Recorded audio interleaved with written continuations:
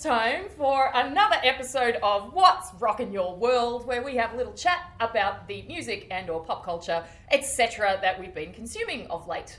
So, Daryl, what's been rocking your world?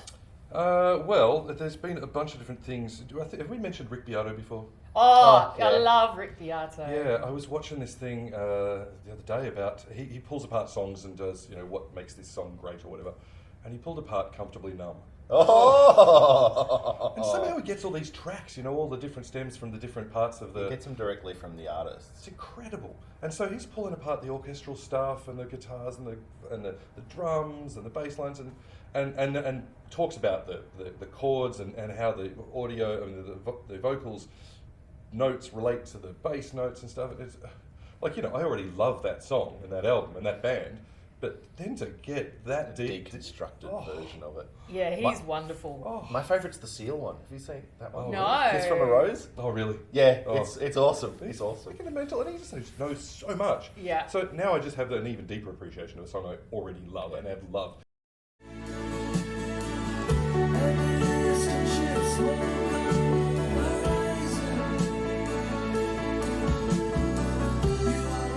And it's 40-something years on, and he said, one of his statements is, this is why we still listen to this song 41 years later. So, brilliant stuff. Yeah. He's incredible. He's amazing. Have you seen him do Paranoid Android? No. Oh, highly okay, recommend. okay. Wow.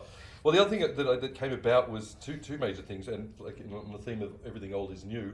Paul McCartney has just recently brought out an album called McCartney 3 or something like that. But there's a whole mix album of remixes of it, and it's gorgeous. And he does one. Beck does one of his songs. So I was just listening to it this morning actually, and it's just all of Paul McCartney's songs. I haven't heard any of these songs before except for these remixes. It's a whole album of remixes by other people. It's freaking good. Amazing. So it's taking his sort of daggy style of things and stuff. But You can't say that about a Beatle. You have to. It's It's Paul McCartney. It's not wonderful these days. I mean, it's good writing and everything, but it just doesn't land. I don't think, me personally. And it just, you take it into this remix world and it's like, whoa, it's really good. McCartney never landed it for me. Oh, really? Oh, come on. Band on the Run, come on. Oh, yeah, all right, maybe. But he did write most of the good stuff in the Beatles too. So Yeah. Mull of Kintyre. No. Yeah, love that. God, Give me a no. We're bit talking of gag. Scottish folk anytime.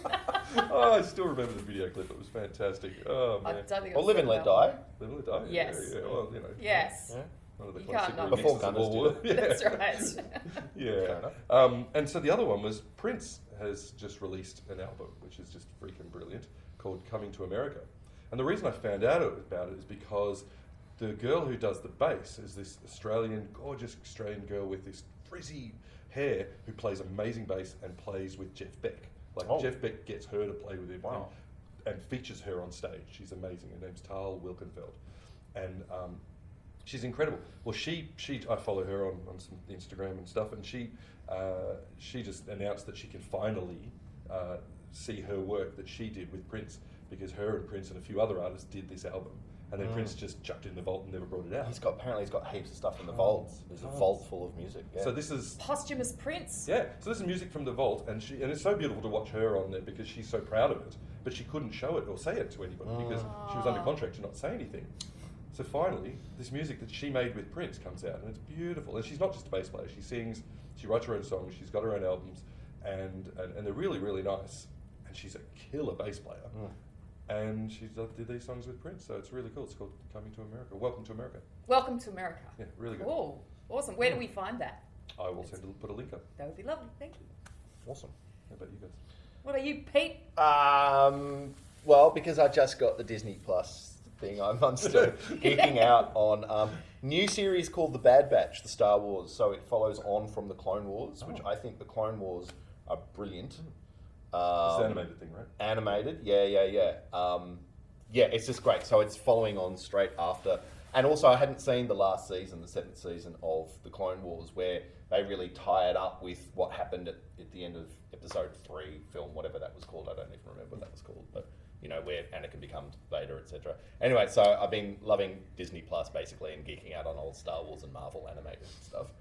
But 2 albums that recent releases have probably been out for don't know, 4 or 5 weeks.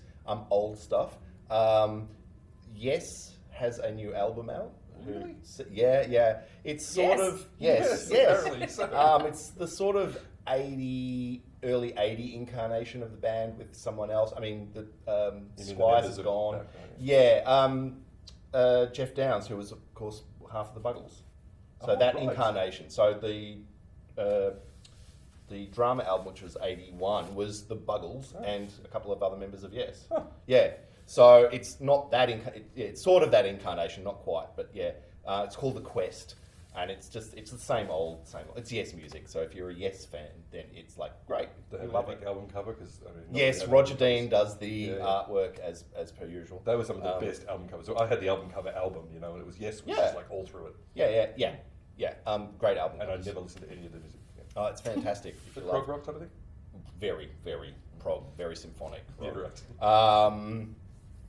And the other album actually was by the current incarnation of Toto. Oh. And it's a live album called Getting By with the Friends, the Getting By Getting High with. What's the name of the song called? From my friend. With a little help from my friends. That's I'm trying to think of what's the name of the song. So it's a live album of current incarnation. So I think it's only 2 or 3 of the original members and some other people. Steve Lithgow, guitarist. Yes. No, we're not talking about Yes again. No. Okay. No, Toto. And what I really like is they do, with a little help from my friends, but they do the Joe Cocker version. That's slow, soulful, and it's A bit drunk. awesome. See, I really, or whatever he was. See, I don't like Joe Cocker, and I don't like Joe Cocker's vocals, but really? I really love it. love that version sacrilege. of that song. Yeah, it was great. So Toto's version of that song is brilliant. You were so, and I try not to sing. I get help from my friends. And it's my Really? standout. Wow. Yeah. What about the vocalists from Toto? I don't know who they are, but is it the original vocalists? Yeah. I don't know who they A are. couple of there's been a couple. Toto was kind of a bit of a session music band, wasn't it? And they kind of got together. that's the thing. So that's why I say current incarnation. Yeah. But there's still, I think there's 2 or 3. Steve Luke or whatever his name, but Luke, and the other guy I can't remember his name. They're pretty much the standards, but everyone else. And they're again one of those bands where there's the core couple of guys, and then different amazing musicians coming and going all throughout the ages, and they're still the ages. Did they do? Is it all old songs, or is it? Are they doing any original? Sort of a no. I don't know. I don't know enough of the later stuff to know if they've if it's. It is a live album, Oh, okay, so okay. yeah, presumably it's. That was epic. I mean, stuff. the sound was freaking epic. Great. Yeah. So, the last few weeks, what's been totally rocking my world is this podcast called Armchair Expert. Have you heard of it? No. So, it's Dax Shepard, who is an American comedian and actor. And he is also a recovering alcoholic and drug addict. And his whole premise of this podcast is getting high-profile people to come in and speak about their human vulnerability, but not in a woe is me way, because he's super sharp and he asks great questions and he kind of leads by engaging about where he's had his own challenges and struggles and stuff, and he gets these really juicy interviews out of people like Bill Gates, Whoa. Barack Obama, Hillary Clinton, Prince Harry. Obama will talk to anyone now. It's a podcast. Quentin Tarantino. Oh, I've just recently listened to. That's just a list of some of the ones that I've been listening to since I discovered it a few weeks ago. But it's so interesting because you're not getting the person's press release. What you're getting is them engaging in conversation and being asked questions that you wouldn't normally hear them being asked. And what ends up happening is that it's this kind of celebration of just the messy ass humanness that we all exist in. And I discovered this actually when I was listening to Tim Ferriss's podcast, which I listen to a lot, and he was interviewing Dax Shepard. from In Excess? No. No, Tim. That's Tim Ferriss. Ferriss. Okay. Yeah, no, Tim Ferriss, as in the wrote the 4-Hour Work Week and is Motivational. I've heard that. No, different kind of motivation. Yeah. Not the In Excess. I have heard Tim Ferriss speak about having been asked about Tim Ferriss a number of times. Great. But yes, so Armchair Expert, they actually do a couple of different types. There's the ones where he interviews celebrities, which is the one that I've mostly been listening to. There's another where they interview people who are particular experts in a field, any field, and they kind of go deep into those, the exploring of the rabbit holes of that person's field of expertise, as well as where that meets the vulnerability and the human condition, which is pretty amazing. And then there's also once a month there's a guy who's an expert on conspiracy theories, and so once a month they interview him about a different conspiracy theory, and they go right deep into that. And it's such a great podcast, and each episode is like at least an hour long. And so during our recent lockdown, we were, only allowed out to exercise for a couple of hours a day, and taking Armchair Expert for a run along Merry Creek in my headphones has been super awesome. And really, really highly recommend. Shall put the link in and cool. Check it out. I just wanted to remind you, actually, the Paul McCartney Beck thing. They've got a video clip out for that, and they've de-aged Paul McCartney. So it's him walking through this sort of freaky sort of hotel corridor and things going on. And he's like the young Paul McCartney, and somehow they've de-aged him. It's really freaky and Deep cool. fake. It's really good. Wow. So speaking of conspiracy theories as well, because he actually died, of course. Yeah. Oh yeah, Paul is dead. Paul is dead. No, he's been dead a long time. It's been Billy Shears. It's his double. Billy Shears. Billy Shears is his double. Ah, Yeah. go. Right, well, that was what's So what's been rocking our world?